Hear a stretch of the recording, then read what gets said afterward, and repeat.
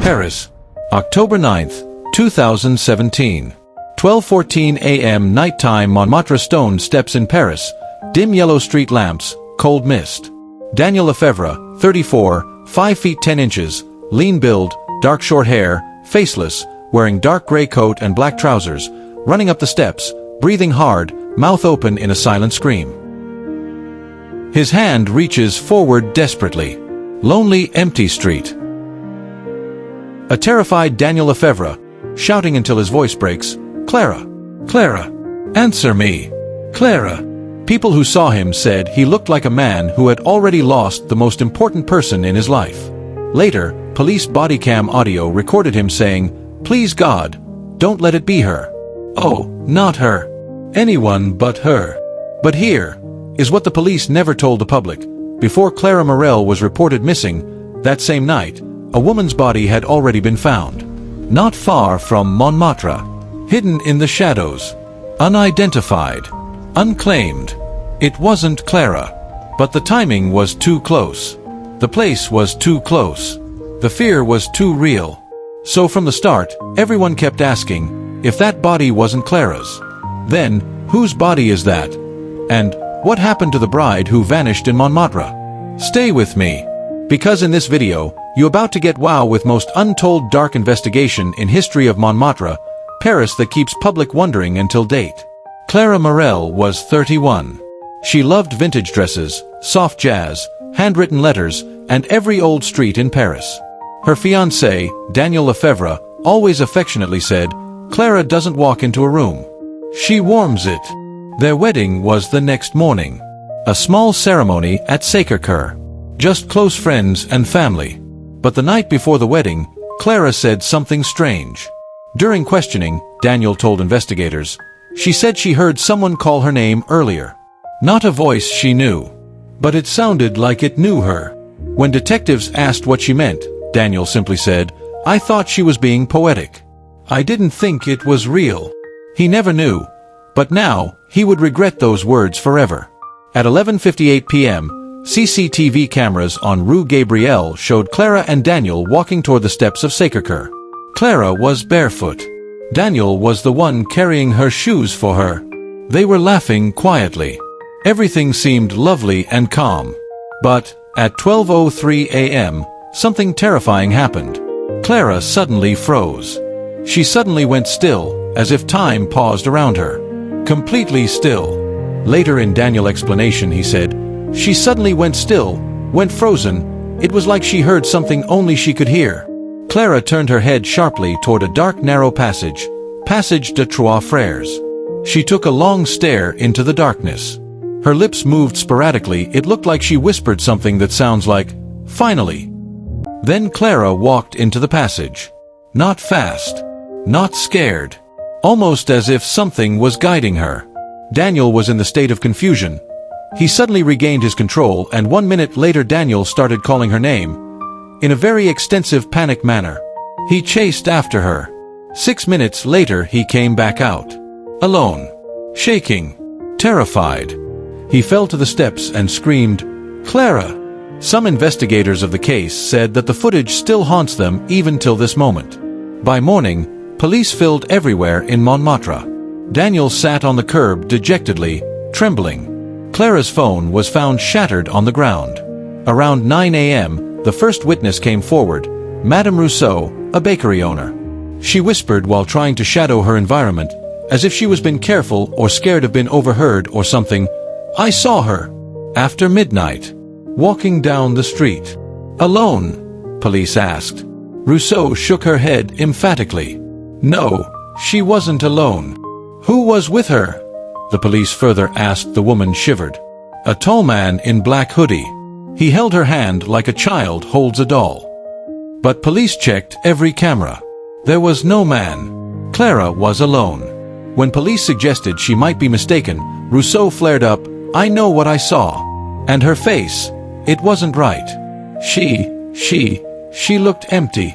Later, a street artist named Hugo also said the same thing. "She passed me. I said good evening. She didn't blink. Didn't look alive." And the black hooded man pulled her along.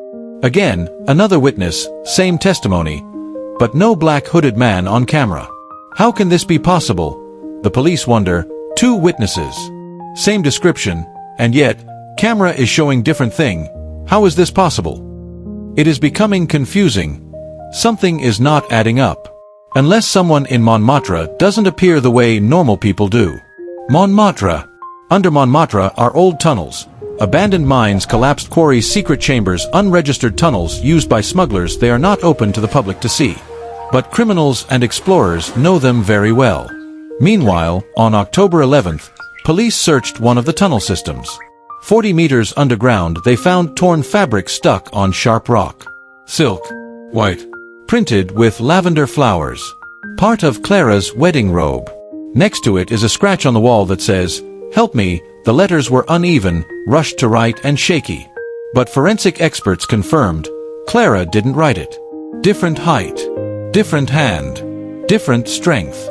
Which means someone else was down there with her. Or someone wanted police to think so. On October 12th, Daniel was questioned again. Detective Marchand asked, "Why did she walk away from you?" Daniel's voice cracked. "I don't know. She heard something. Or someone." "What did she hear?" Detective Marchand asked again. Daniel covered his face with his hands, tired of saying the same thing over and all over again without solution coming. He still answered anyways. "She said her name was called." Daniel said emphatically. "By who?" A whisper, "She didn't tell me, she just walked." Daniel said more desperate and regretfully. Detective Marchand and others left him alone, and went to view him in the interrogation room camera, and Daniel started mumbling to himself, "I should have held her hand. I shouldn't have let her go. I heard it too. For a second." Investigators watched the footage many times. What did Daniel mean by, "I heard it too"? Later, police recovered 7 deleted pictures from Clara's phone. 6 were normal photos of Montmartre. The 7th was not. It showed a blurry alley corner. A figure stood there, tall, still, hooded, facing the camera. When detectives enhanced it, the hood was pure black inside. No face. No outline. Just a dark void. But the way it stood, too human. Daniel fainted when he saw it. On October 15th, at 4:22 p.m., Daniel received a call. Unknown number. Blocked ID. He answered. At first, he heard only breathing. Then a weak whisper, "Daniel!" His whole body jumped. "Clara! Clara, where are you?" She cried softly and mumbled. "He won't let me go." "Who? Who is with you?" "He's watching." Then the call ended. Sound experts said the voice was 90% likely to be Clara's. The signal came from underground. From the tunnels. Daniel sobbed, "She's alive! She's alive!" But nothing about her voice sounded alive. Later, police sent 6 officers into the tunnels. With them was Pierre, a homeless man who claimed he knew, the one who takes the lonely. The deeper they walked, the colder it got. At one point Pierre whispered, "I sense he knows we're coming." "Who?" officers pressed. He didn't answer. 20 minutes later they found a chamber. Hundreds of candles. Still burning. Fresh wax. In the middle, a chair. Ropes. Cloth with bloodstains.